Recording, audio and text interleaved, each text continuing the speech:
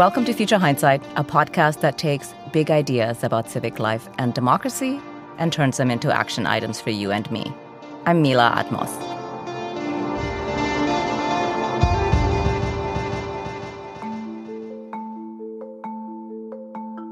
On this show, we've been interested in the question of whether we can achieve a multiracial democracy in the United States. The jury is still out on this because, as we all know, there's a wide inequity in the lived experience of many Americans.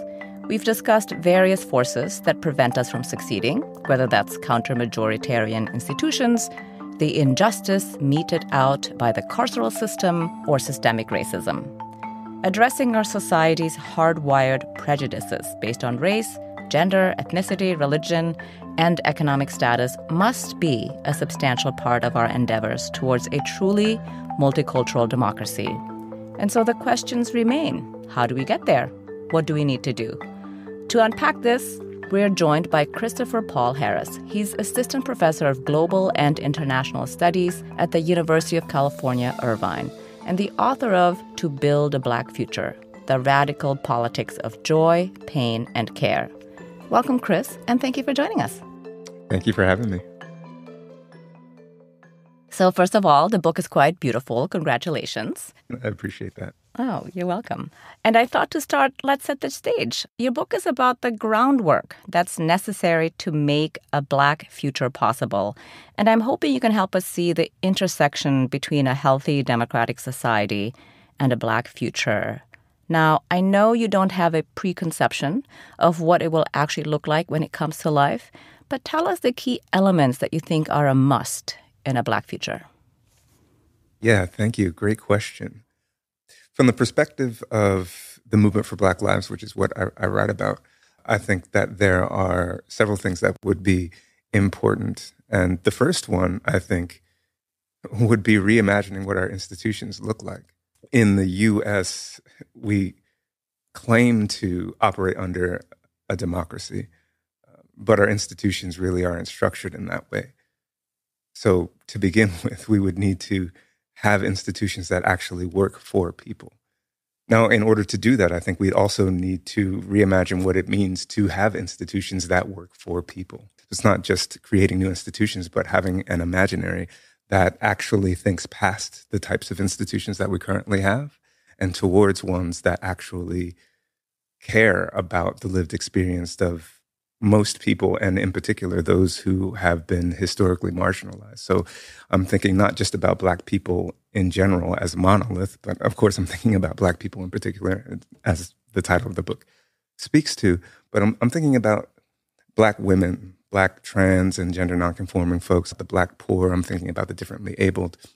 If we think from the perspective of their lived experiences and operate according to the things that those people say that they need, I believe we'll begin to structure institutions in a completely different way, a radically different way. And so as a basis, I think those are where we would start to move away from the sort of institutional frameworks that we've become accustomed to and reframe and recreate institutions from the perspective of those who have been historically marginalized.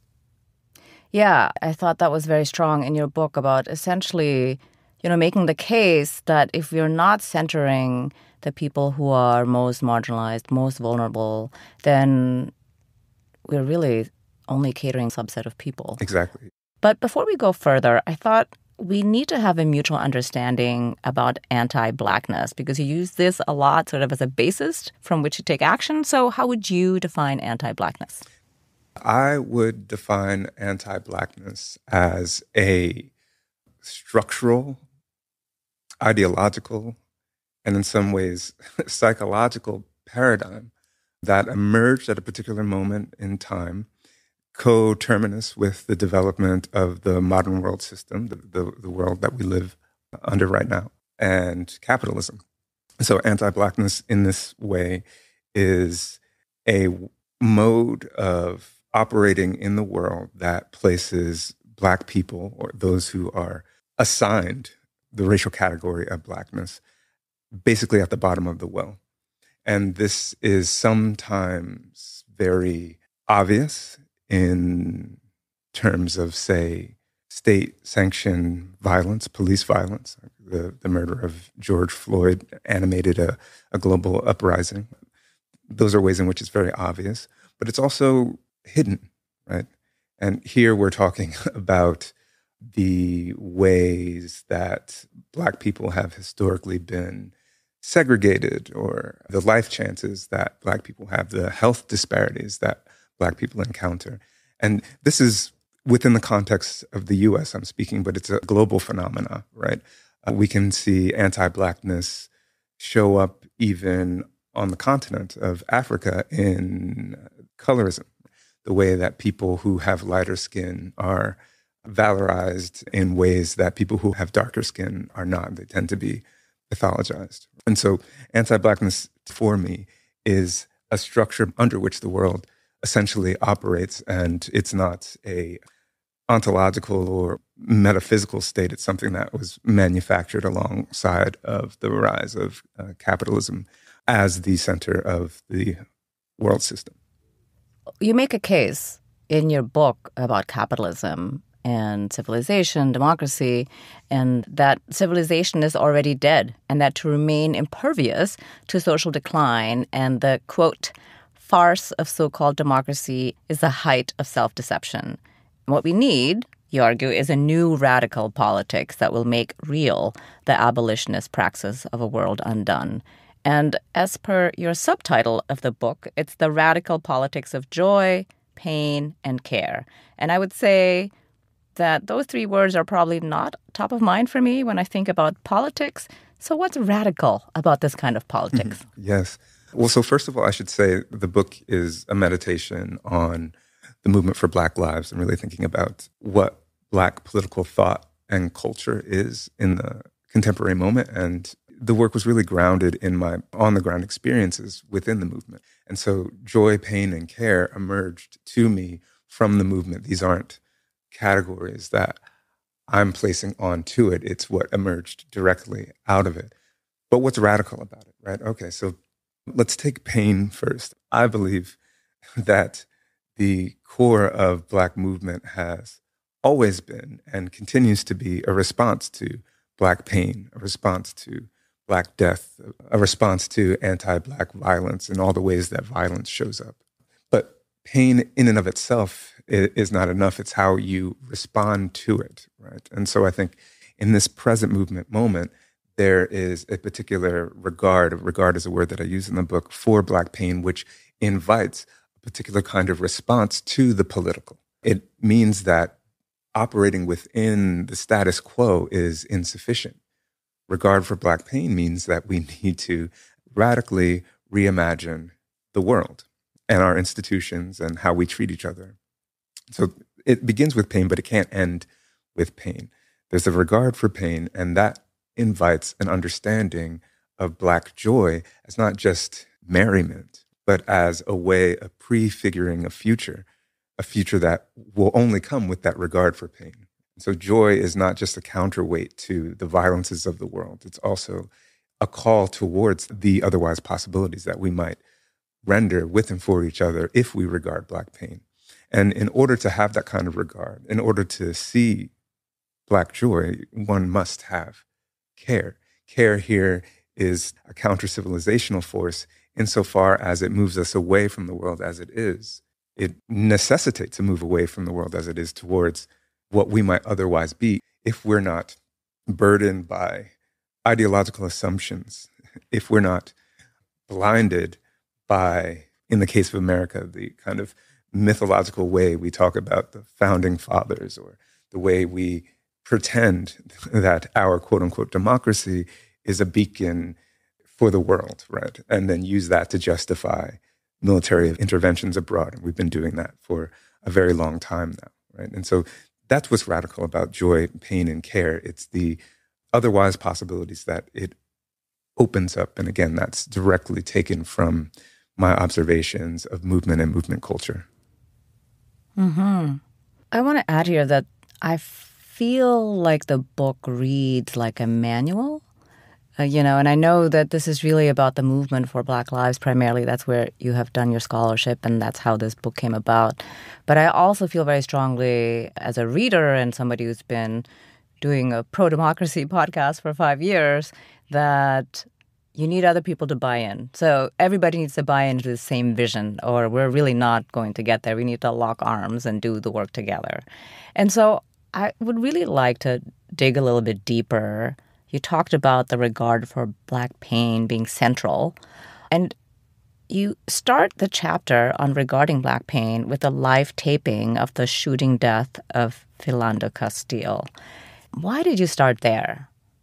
Yeah, there are a couple of ways to answer that. Firstly, it was because that video crystallized something for me in particular, not just about the kind of individual death, although that is a very big part of that video. It's about the ways that that individual death not only impacted everyone in Philando Castile's life, his girlfriend, Diamond Reynolds, and her daughter, his mother. They're all important characters in that story. But also the way that that death kind of, in a way similar to George Floyd, really resonated with people, not just because we could see it, but because what we saw was so blatantly violent. And to me, it crystallizes not just, again, the individual action, but the real perpetrator of the problem, which is the law itself. And so that scene allowed me, as I was watching it over and over again and trying to figure out why I was compelled to watch it over and over again, it really crystallized the perpetrator of the problem, which is not the individual actor or the individual death, but a structure that allows such a death to occur. Mm-hmm. A structure that allows for the wounding not only of that particular Black person, but for all the people that affected, his family, and then again, all the other people who bore witness to it because of its viral nature. And that's the other reason why I talked about that particular death is because it is an example of the hypervisibility of Black death that we've all become sadly accustomed to in the last decade or so. And that particular way of encountering Black death, that particular way of encountering a state-sanctioned violence is what generates this way of regarding Black pain. It's what generates the inability for us to act as if the law or our institutions as they're currently constructed can be a recourse to making deaths like what happened to Philando Castile possible.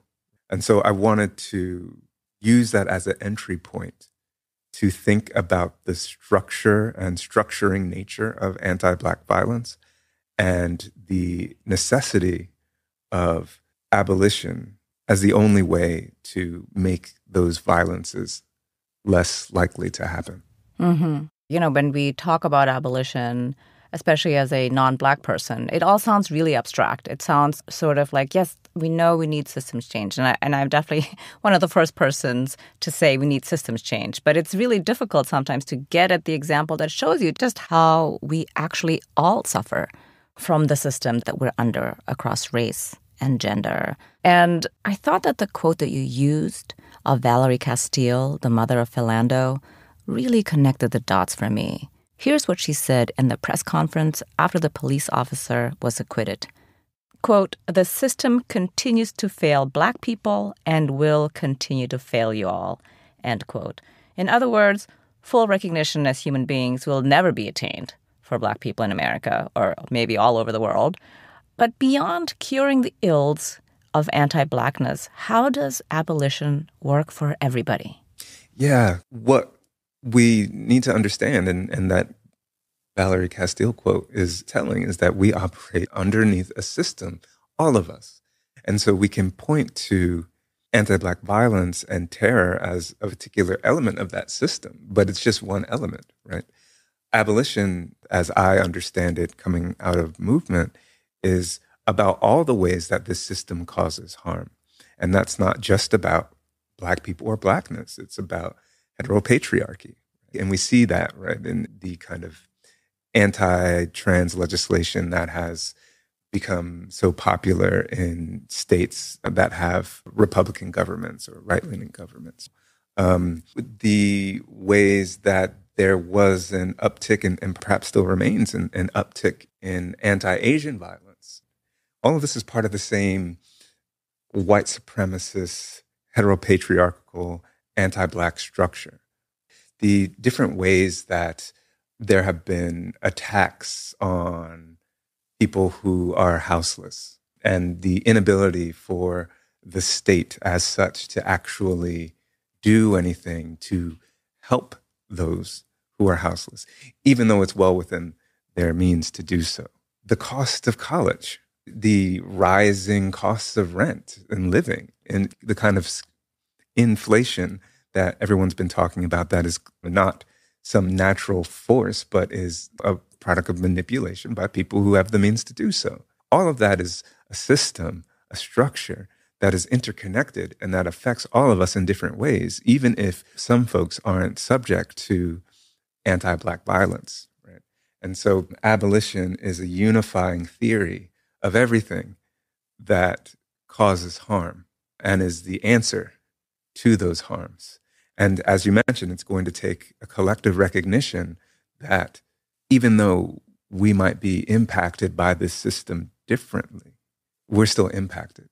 And that a different way of living, a different way of relating, a different way of aspiring is possible. And that is the signal call of abolition. We're taking a short break, and when we continue, we'll explore the kind of politics on the other side of pain and struggle, an invitation to a world of joy and care. But first, I want to tell you about a fellow Democracy Group podcast that we think you'll enjoy, called Let's Find Common Ground. I can guarantee I'm not the first to tell you that America is rife with polarization and division. Let's Find Common Ground is a bi-weekly podcast that shares stories and interviews where guests discuss constructive ways to respect all kinds of people who have very different ways of looking at the world. The hosts, Ashley Milne-Tite and Richard Davies, interview changemakers from members of Congress of both parties to social activists, journalists, and authors. Find episodes at the Democracy Group website or at commongroundcommittee.org/podcasts. On Let's Find Common Ground, they find common ground, one episode at a time. And now, let's return to my conversation with Christopher Paul Harris. Well, you mentioned earlier that a big part of that practice that comes out of the movement was joy as a practice of radical politics. And I thought it'd be useful here for you to explain what Black joy is and also what is the ideological work that Black joy is doing, or joy as a practice of politics. Yeah. On the surface, something like joy or Black joy can be easily dismissed as like non-political, right? Just thinking about the popularity of terms like Black joy or people celebrating rest or, these types of things that can seem non-political and maybe are operationalized by certain people in non-political ways. But to me, joy is central. On the one hand, it's central as an invitation to not simply rest in anger, to not simply rest in pain, to not simply feel aggrieved, although all those things are valid and natural. It's, again, what we do with those emotions. And joy is one thing that we can do naturally, subconsciously, unconsciously, right? It's the recognition that despite the pain, despite the anger, despite the rage, that Black and other marginalized communities have still survived. They've done more than survived. They've thrived. Joy is the evidence that not only are we still here despite all the violence, it is what we can be, right? It's what we can become. And that's why I see it as a prefigurative politics. It's not just a counterweight.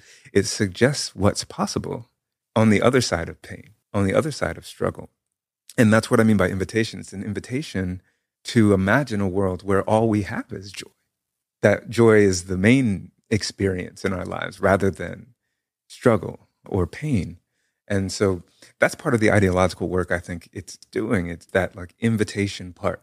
The other part of it, and I often cite this quote by a organizer in the organization that I was a part of, the Black Youth Project 100, who says, without joy, we won't win. You know, if we can't muster joy, if we can't recognize pleasure, if we can't have our songs, our dances, and our chants while we're organizing for our collective liberation, then we're just going to get bogged down and worn out, right? The last thing I'll say about it is that joy is a powerful communicator. It can galvanize people in ways that pain and anger and rage doesn't or can't. That's not its role. Pain can get you angry, violence can make you angry, but what's the thing that's going to keep you there? It's the capacity to recognize and hold on to and spread joy. And it's amazing, right? Like I have been all over the world, and this language of Black joy is used by Black people all over the place. We have to take that seriously, not in a superficial way, but as a way of creating or recreating a collective sense of us that isn't just about pain. It's about something else. And again, I think that being about something else more than pain, something above pain, something beyond pain is necessary. And that's why I see it as a prefigurative politics. It tells us what's possible, just as it tells us what's already here. Right. Well, it's very powerful. I mean, I have to say it reminds me a little bit of the Bible and the land of milk and honey. This is the place where we're all going to be full of joy. I believe it's possible, but we all have to band together and do the work. I want to pivot here to care and healing justice, which you argue are also essential to the practice of liberation. In what way is care a political act? Yeah. So care underlies all of this. Right?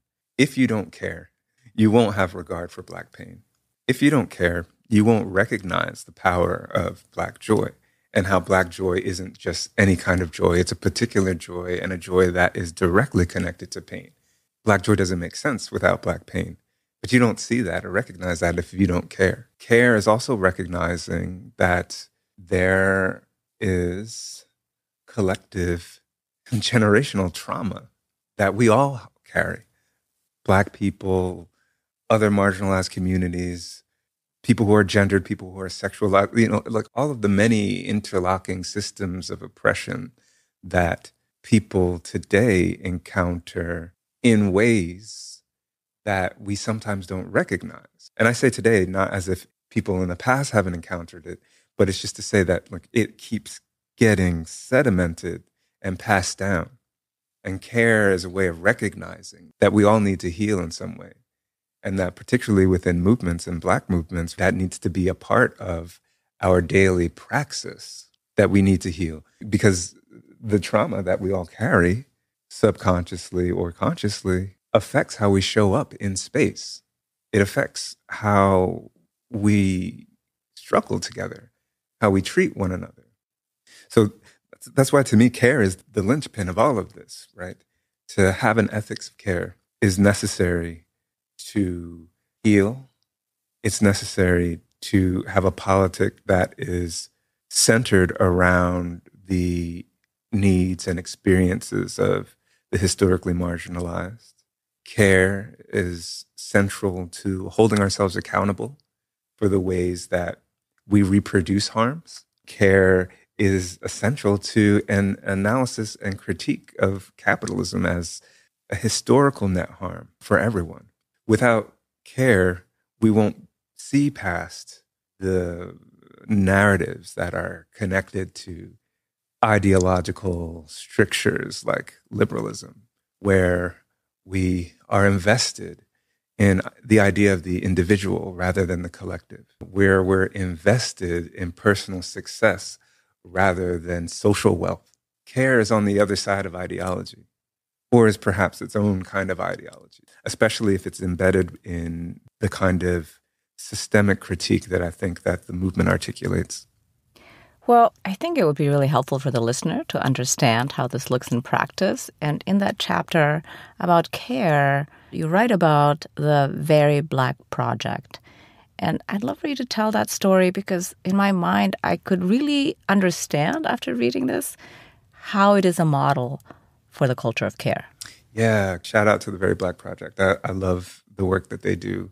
And I should say, in bringing in examples like the Very Black Project, I'm trying to make an argument about how we read and think about movement in general, right? You might not, on the surface, think that, a social media page is doing movement work, but it very much is. And especially in the present moment, social media sites like the Very Black Project do important work for people.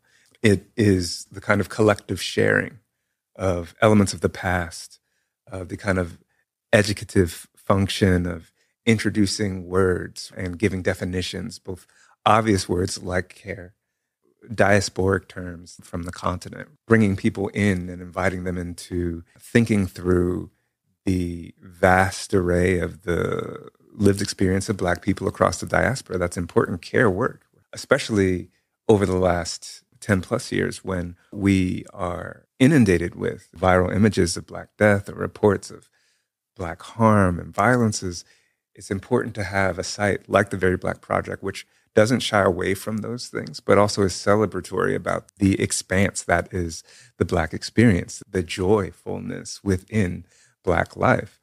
Being able to have a platform or have a place where conversations around Blackness and the Black experience can exist is also, another important form of care.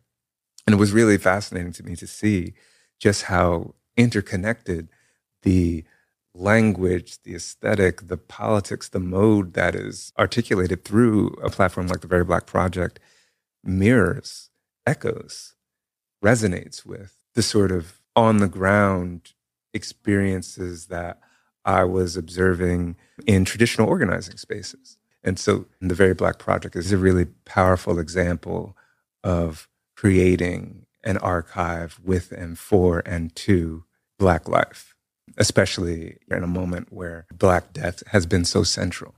Right. Yes, the spectacle of Black pain has been so central to the way that we understand on the outside, not being Black, what it means to be Black. So how do you think the movement for Black lives has changed public understanding of how anti-Blackness works across our society?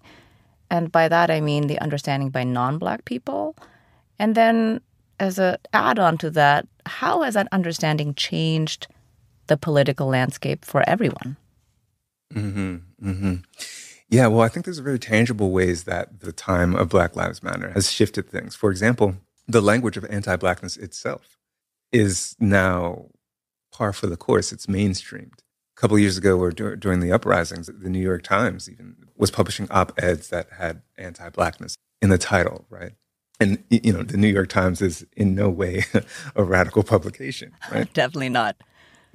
So we can see that just the language has shifted during the time of Black Lives Matter. And the movement and movement culture is very much responsible for the idea of a margins to center perspective, which is not unique to the movement, right? Black feminists have been talking about that for years. But I think that the movement has helped to amplify that in really important ways.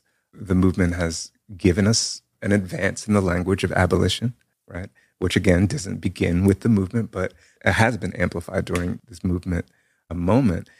Just as importantly, I think recognizing and celebrating the vast expanse of Black life, what Blackness is and has been and can be, is a major shift in Black political thought that I think has become part of a public way of interrogating Blackness and Black living, not just for Black people, but outside of that as well.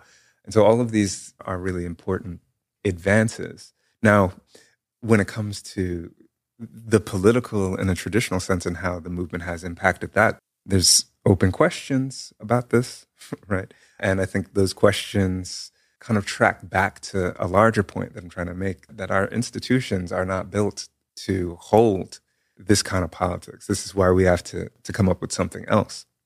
Still, you see how the movement and movement campaigns have impacted elected offices, particularly on the district attorney level, for example, right? There's been a lot of more movement-leaning folks who have moved into those positions, or movement has been able to remove people from those positions.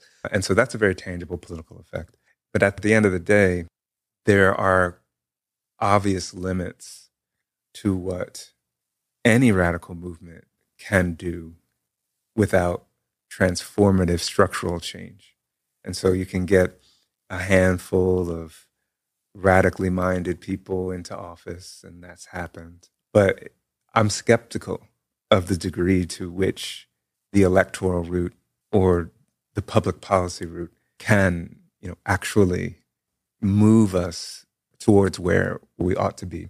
Something much more radical needs to happen, just to use that word. And I think that the movement has given us language to name that in important ways. My hope is that whatever comes next can take the political imaginary that the movement has provided and advance that further, and take some of the ways that the movement hasn't succeeded institutionally, for example, and learn from those mistakes. Yeah, I agree. I think what we need is systems change, completely, abolition, to your point.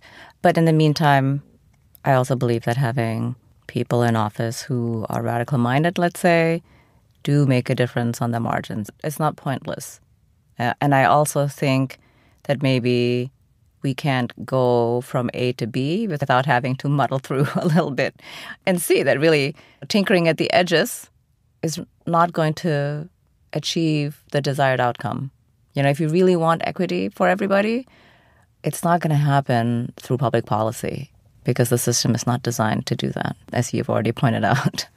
Exactly.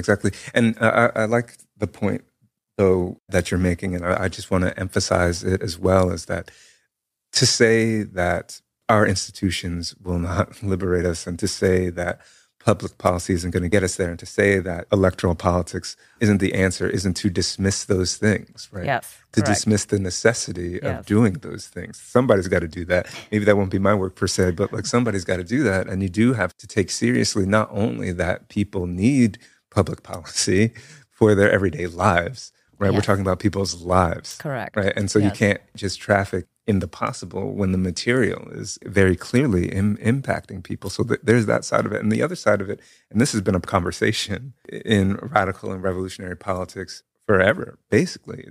The way our institutions and our systems currently work is how people understand them. Mm-hmm. And you really got to meet people where they are. And to simply reject our institutions as insufficient. I mean, I do reject our institutions, but to pretend that that's what everybody else thinks is to ignore where everyone else is at.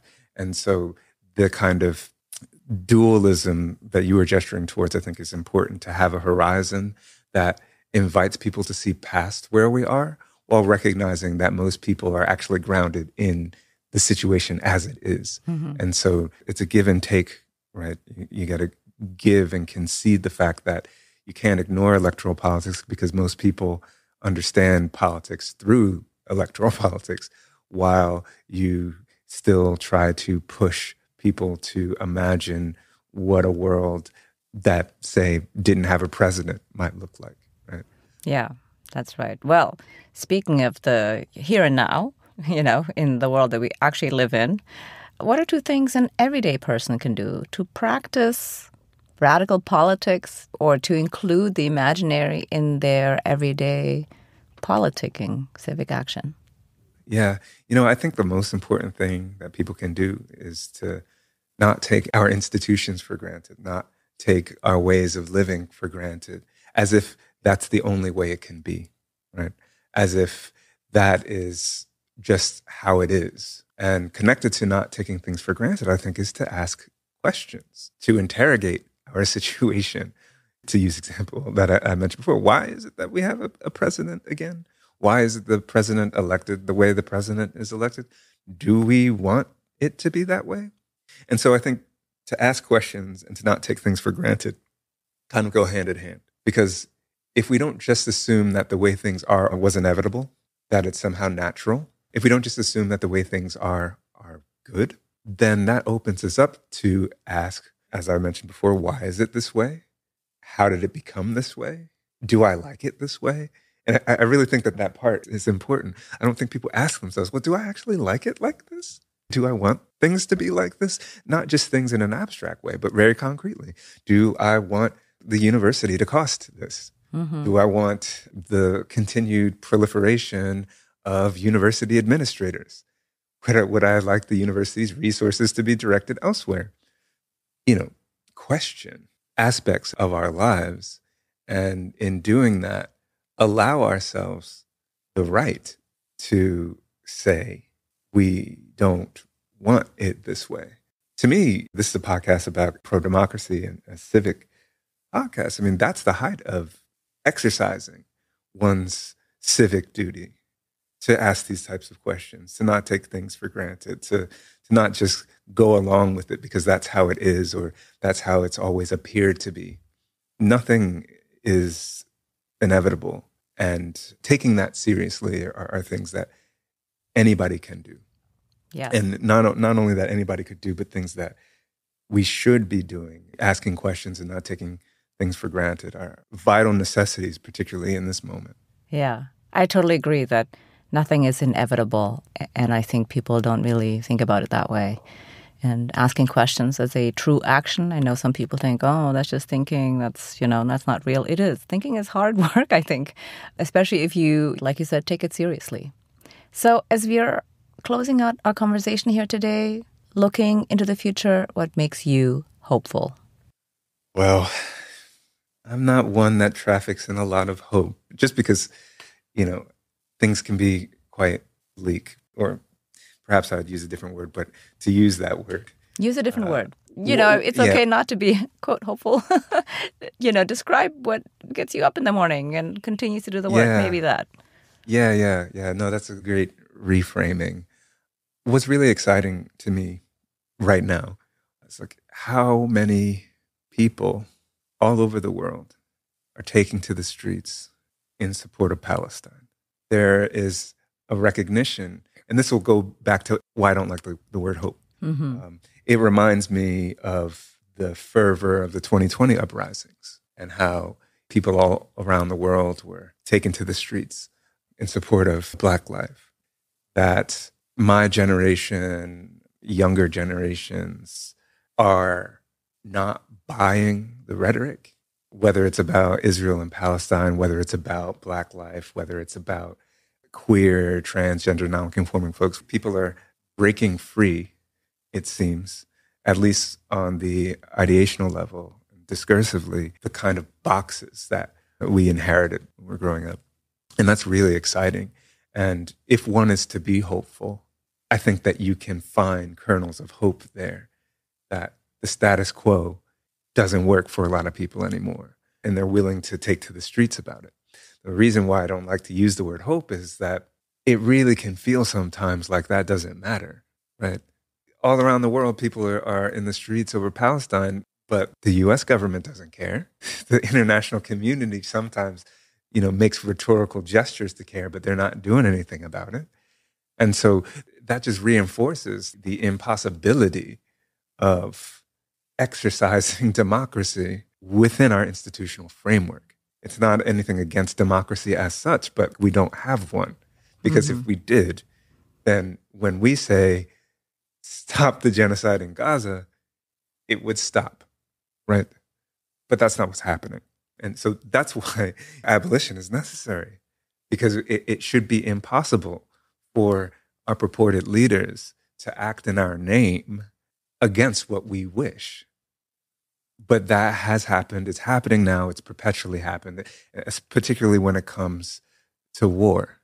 And so if anything crystallizes the failure of our democracy as it stands, it's war. And this is a historical thing, right? This is not new. So I guess this is a long-winded and meandering way of answering the question, but it excites me that people aren't taking things for granted when it comes to, contemporary conflicts, whether that be state-sanctioned violence against Black people here in the U.S. or around the world, or state-sanctioned violence against the people of Gaza. People aren't just accepting that. And that's a beautiful thing to witness and be a part of. Hear, hear. Here's hoping for peace. Thank you very much, Chris, for joining us on the podcast. It was really a pleasure to have you on the show. Thank you for having me. This was nice. Christopher Paul Harris is Assistant Professor of Global and International Studies at the University of California, Irvine, and the author of To Build a Black Future, The Radical Politics of Joy, Pain, and Care. Next week on Future Hindsight, we're joined by Sean Donovan. He's the CEO and president of Enterprise Community Partners, served in President Obama's cabinet as Secretary of the U.S. Department of Housing and Urban Development, as well as Director of the U.S. Office of Management and Budget. And prior to that, he was Commissioner of the New York City Department of Housing Preservation and Development. I do think there is a fundamental threshold of participation in our democratic society that requires housing to be a kind of platform or a foundation for that. And I will say, in a country where it is an entitlement to get food assistance or to get assistance with health care, every child has the right to go to public school. Only 1 out of 5 low-income people in this country that is eligible on an income basis actually gets housing assistance. 20% get it. That's next time on Future Hindsight. Did you know we have a YouTube channel? Seriously, we do. And actually, quite a lot of people listen to the show there. If that's you, hello. If not, you'll find punchy episode clips, full interviews, and more. Subscribe at youtube.com/futurehindsight. This episode was produced by Zach Travis and me. Until next time, stay engaged.